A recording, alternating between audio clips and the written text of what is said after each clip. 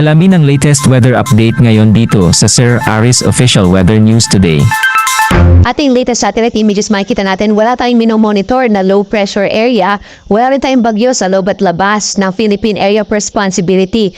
Ngunit sa pagpapatuloy na epekto ng shear line, ang shear line mula ay bangga ng mainit malamig na hangin, magiging maulan pa rin sa malaking bahagi ng Bicol Region kasama yung Aurora, Quezon at dahil naman sa ITCZ o Intertropical Convergence Zone ay malaking tsansa ng maulang panahon dito sa may silangang bahagi ng Visayas, kasama yung Mindanao at maging dito sa may bahagi ng Palawan. Makita niyo may makaulapan dito sa may Palawan.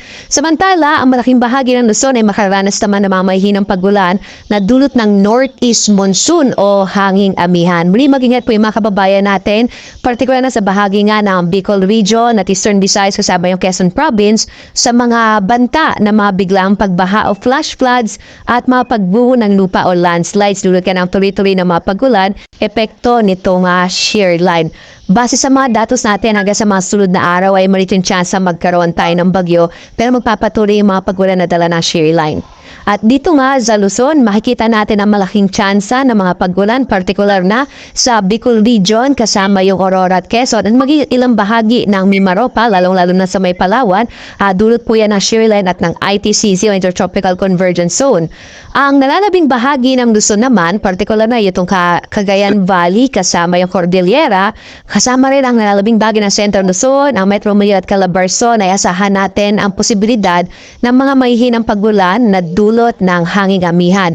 Sa area naman ng Ilocos Region, inaasahan natin generally fair weather pero posible pa rin yung mga isolated o pulo-pulong mahihinang pagulan na dulot ng amihan. Yung agwat nga ng temperatura sa Lawag sa 23 to 30 degrees Celsius, sa Baguio 15 to 23 degrees Celsius, Tuguegarao 21 to 28 degrees Celsius, sa Kamaynilaan 23 to 30 degrees Celsius, sa Tagaytay 21 to 28 degrees Celsius, habang sa Legazpi 24 to 29 degrees Celsius. At dito sa may Palawan, Visayas at Mindanao, magpapatuloy ang mga pagulan na dulot ng ITCZ dito sa Palawan. At ang agwat ng temperatura natin sa Calayan Islands, 25 to 31 degrees Celsius. Sa Puerto Princesa, 25 to 30 degrees Celsius. Magiging maulan din sa may Eastern Visayas, kaya mag-ingat po yung mga kababayan natin dyan sa mga banta ng flash floods at landslides. Ang nalabing bahagi naman na Visayas, itong Central Visayas, Negros Island Region at Western Visayas ay makararanas ng generally fair weather pero posible ang mga localized thunderstorms. Agwat ng temperature sa Tacloban ay 25 to 30 degrees Celsius, sa Cebu 25 to 31 degrees Celsius, habang sa may area ng Iloilo 25 to 31 degrees Celsius.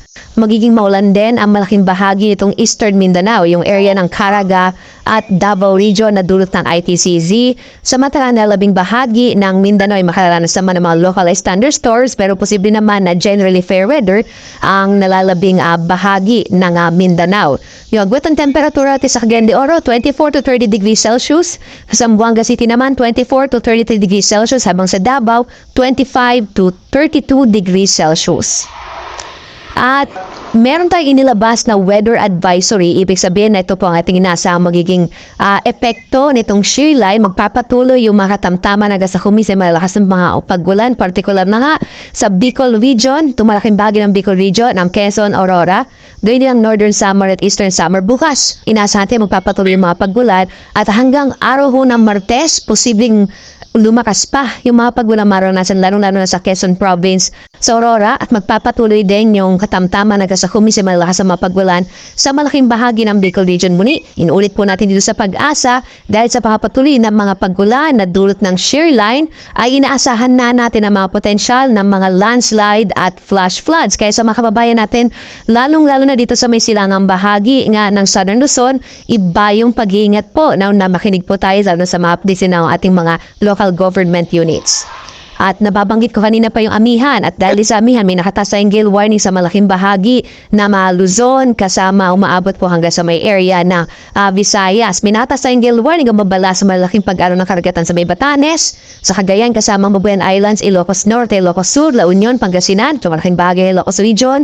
Gayon din sa Isabela, ang kanlurang bahagi ng Zambales kasama yung Aurora at Calayan Islands. Magiging maalon din sa hilagang bahagi ng Quezon, sa malaking bahagi ng Camarines Norte, mga hilagang baybay ng Camarines Sur, gayon din sa hilaga at silahang bahagi ng Catanduanes, silahang bahagi ng Albay, silangang baybayin ng Sorsogon at umabot po ito hanggang sa may hilaga at silahang bahagi ng Northern Samar. Muli sa mga marino sa sakyang pandagat at malinit na mga bangka, iwasang pumalap dito sa mga bahagi na kung saan nakataas yung ating gale warning kasi inaasahatin magiging malakas yung pag-alon ng karagatan, epekto ito na Amiel. Magpapatuloy ito hanggang sa mga susunod na araw.